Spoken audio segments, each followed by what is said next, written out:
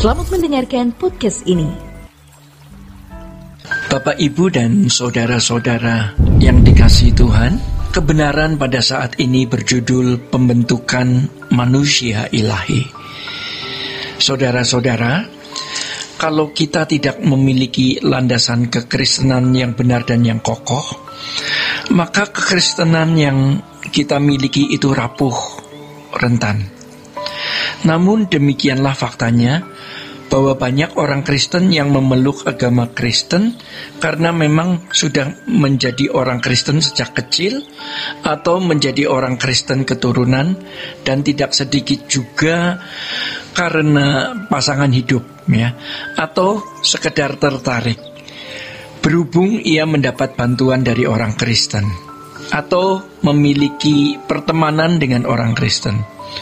Seharusnya kita menjadi Kristen karena kita benar-benar membuktikan bahwa Yesus Kristus adalah jalan keselamatan satu-satunya. Keselamatan itu benar-benar dirasakan dan berdampak, ya. Yang tentu dampaknya atau buah dari hidup kekristenan itu adalah keberadaan kita yang tidak sama dengan orang yang tidak percaya Tuhan Yesus. Saudara-saudara, sejatinya dasar kekristenan kita bukan karena kita terlahir dari keluarga Kristen atau karena kita tertarik dengan kekristenan atau menikah dengan orang Kristen, melainkan karena kita benar-benar telah membuktikan bahwa Yesus Kristus adalah jalan satu-satunya keselamatan. Pembuktian ini tidak hanya dengan pengertian di dalam nalar kita, di dalam pikiran kita, atau secara kognitif. Pembuktian ini harus dibangun dari pengalaman langsung, dari kehidupan konkret dan kehidupan yang real.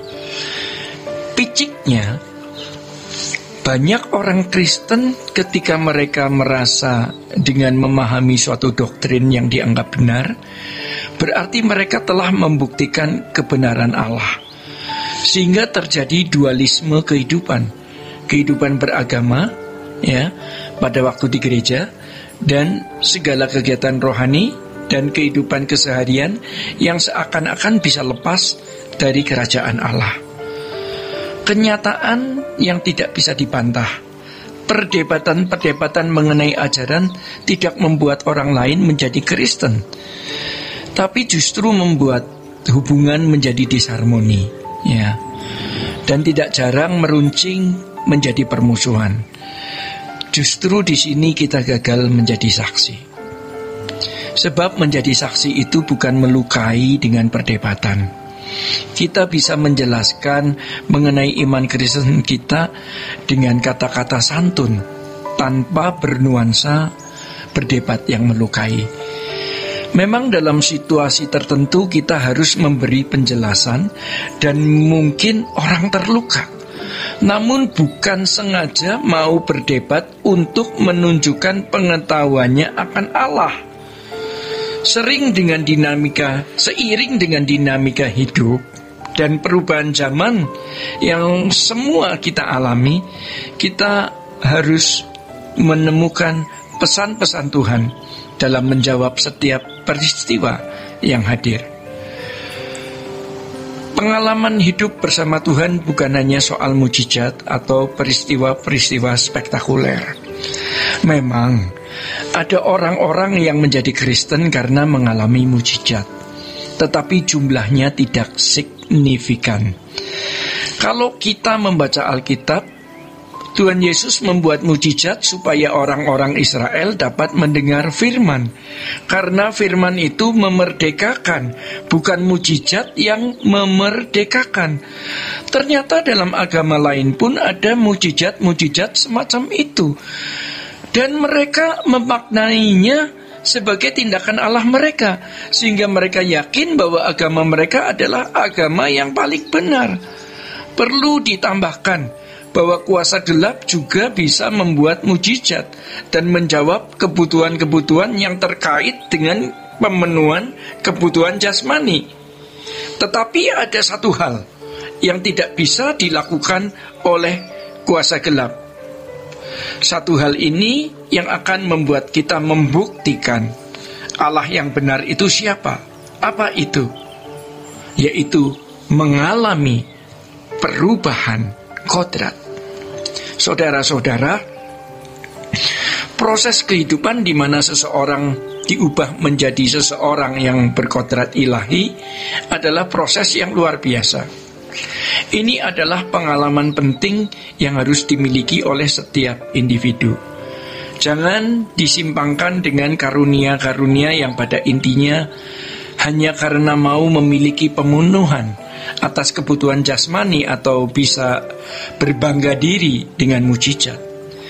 Pengalaman berjalan dengan Tuhan akan membuka pengertian kita untuk membuktikan siapa Allah yang benar, juru selamat yang benar.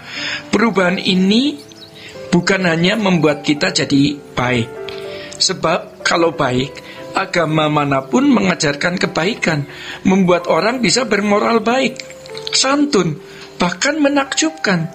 Bisa membuat orang menjadi santun menurut hukum, saleh dan benar-benar tanpa rohani. Tetapi bagi orang percaya, kita diundang Tuhan untuk mengenakan kodrat ilahi, seperti yang tertulis di dalam 2 Petrus pasal 1 ayat 3 dan 4, di dalam Ibrani pasal 12 ayat 9 dan 10. Ya. Setiap hari Tuhan pasti menyediakan berkat rohani, yaitu proses pembentukan kita menjadi manusia yang berkodrat ilahi. Saudara-saudara, kita akan menemukan kesaksian dalam batin bahwa Allah kita luar biasa. Hanya Dia Allah yang benar, Elohim Yahweh. Hanya Tuhan Yesus Kristus, satu-satunya juru selamat yang membawa kita sampai kepada Bapa. Bagaimana membuktikannya? Temui Dia, alami Dia. Jangan hanya di pikiran dan di mulut. Kita harus dapat menangkap, menemukan penggarapan Allah dalam hidup kita. Kita harus merasa bahwa kita tidak punya apa-apa.